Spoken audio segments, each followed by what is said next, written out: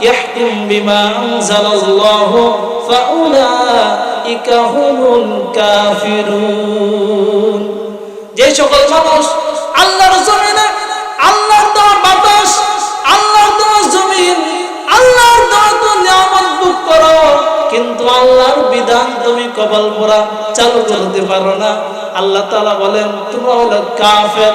এরা হলো নাফরমান আর এই নাফরমানদের বিচার কিন্তু কঠিন বিচার হবে আজকে তো নাফরমানের বিচার কি হয় এই দুনিয়ার বিচার সাধারণ স্বাভাবিক বিচার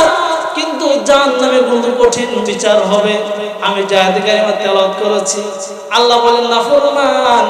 জাহান্নামকে ভয় করো না আল্লাহ বলেন কুল্লারু জাহান্নামা আশাদ্দু হাররা লাউ কানু ইয়াফকাহুন জাহান্নাম আগুন হলো ভয়াবহ আগুন কঠিন আগুন এই আয়াতের মধ্যে আল্লাহ তাআলা বলেন জাহান্নামকে নার বলেছেন আগুন বলেছেন আগুন এই কোরআনে কারীমের মধ্যে যত জায়গায় নার শব্দ এসেছে নার শব্দ হলো আগুন এই আগুন যত জায়গায় এসেছে উদ্দেশ্য হলো জাহান্নাম আল্লাহ তাআলা কেন এই কোরআনের মধ্যে নাম জাহান্নাম শব্দকে উল্লেখ করলেন আল্লাহ পাক মানুষের যুগে আগুন দিয়ে বুঝিয়ে দিলেন ও দুনিয়ার মানুষ এই পৃথিবীতে এমন কোনো বস্তু নাই যেই বস্তুর জন্য আগুনের কোনো প্রয়োজন হয় না আপনি যদি ভাত খেতে চান ওই ভাতের পিছনে কি আগুনের মেহনত আছে না নাই যদি চা পান করেন তার পিছনেও কি আগুনের মেহনত আছে না নাই আপনি ঘর বানাবেন রডের পিছনেও কি আগুনের মেহনত আছে না নাই ইটের পিছনে সিমেন্টের পিছনে এই যে মাইকে কথা বলছি এর পিছনে কিন্তু আগুনের মেহনত আছে না নাই এই পৃথিবীতে আল্লাহ পাক যদি একদিন সময়ের জন্য আগুনকে অফ করে দেয় যেরকম হযরত ইব্রাহিম আলাইহিস সালাম ওই আগুনের মধ্যে যখন নমরুদ ফেলেছিল তখন আল্লাহ বলেন কুলনা ইয়া নারু কুনি বারদা ওয়া সালামান আলা ইব্রাহিম আল্লাহ বলেন জাহান্নামে আগুন সাবধান একটু সময়ের জন্য ঠান্ডা হয়ে যাও তাফসীরে কিতাবের মধ্যে আছে ওই সময় तमाम পৃথিবীর সমস্ত আগুন শীতল হয়ে গিয়েছে এই জন্য মুসলমান আগুন ছাড়া মানুষ চলতে পারে না আর আগুন এমন একটা পদার্থ যেই পদার্থ শরীরে লাগলে শরীর পড়ে যায় ঘরে লাগলে ঘর পড়ে যায় আগুন দিকে পাগলও ভয় পায় আগুন কোনো মুফতি মুহাদ্দিসও খাতির করে না আগুন কোনো আলেমকেও খাতির করে না কিতাবের মধ্যে আসছে একজন নবী তার নাম ছিল জারজিস পয়গম্বর ওই জারজিস পয়গম্বর তিনিও আগুনে পড়ে মারা গেছেন তাহলে বোঝা গেল আগুন এমন একটা পদার্থ যেই পদার্থ পৃথিবীর কাউকে খাতির করে না করে খাতির করে তাহলে বোঝা গেল আগুন আল্লাহ পাক মানুষকে বুঝাতে চাইলেন ও দুনিয়ার মানুষ এই দুনিয়ার সামান্য আগুন এই আগুন যেহেতু কেউ কাউকে খাতির করে না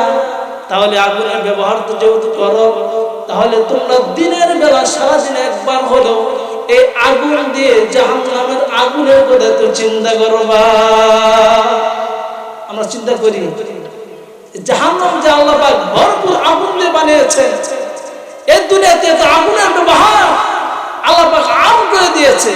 কিন্তু সে জাহান্নামের আগুনের কথা একবার চিন্তা করি একবার তো মনে আসে না এই জন্য আল্লাহ রাসূল বলেন নারুকুম জুজউম মিন 70 জুজআম মিন নারি জাহান্নাম সহিহ বুখারীর 3265 নম্বর হাদিসের বর্ণনায় আল্লাহ রাসূল বলেন তোমরা যে ব্যবহার করতেছ আগুন এই আগুন হলো জাহান্নামতে মাত্র এক গুণ কয় গুণ মাত্র এক গুণ সাহাবায়ে বলেন কিলা ইয়া রাসূলুল্লাহ ইন কানাত লাকাফিয়াতান জাহান্নামের আগুন তাহলে এই আগুন দিয়ে তো জাহান্নামীদেরকে নাফরমানদেরকে শাস্তি দেওয়া যায় আল্লাহ রাসূল বলেন না না না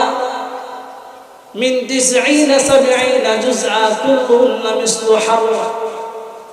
এই দুনিয়ার আগুনের চাইতে জাহান্নামের আগুন হলো 69 গুণ বেশি পাওয়ার আল্লাহ তাআলা বুঝাইতে চাইলেন দুনিয়ার মানুষ, এই দুনিয়া আগুন যদি মানুষকে খাতির না করে, সামান্য আগুন দিয়ে যদি মানুষের এত ক্ষতি হয়ে যায়, তাহলে দুনিয়ার আগুনের চাইতে জাহান্নামের আগুন হলো ভয়াবহ আগুন। তাহলে ওই ভয়াবহ আগুনের কথা একবার চিন্তা করা উচিত।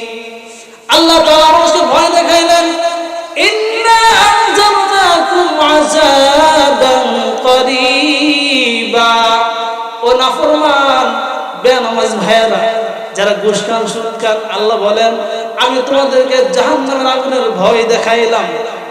ইল্লা মান তাওয়াল্লা ওয়া কাফার ফায়ুআযিবুহুল্লাহুল আযাবাল আকবার। যে সমস্ত নাফরমান নামাজ পড়ে না, সুদের সাথে সম্পৃক্ত, গুনাহের সাথে সম্পৃক্ত,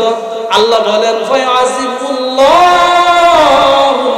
আযাবাল আকবার। কেমন শাস্তি দিবেন? ইন্না বাতশা রাব্বিকা লাশাদীদ। আল্লাহ তাআলার ধরা বড় ভয়াবহ ধরা হবে। কেমন ধরা হবে? আল্লাহ তাআলা বলেন ফায়াউমা ইযিল্লা ইউআযযিবু আযাবাহু আহাদ। আল্লাহ তাআলা এমন ভাবে ধরবেন যে ধরা পৃথিবীর কোনো মানুষ ধরতে পারে না। এমন কঠিন ধরার মতো শক্তি আল্লাহর আছে না নাই?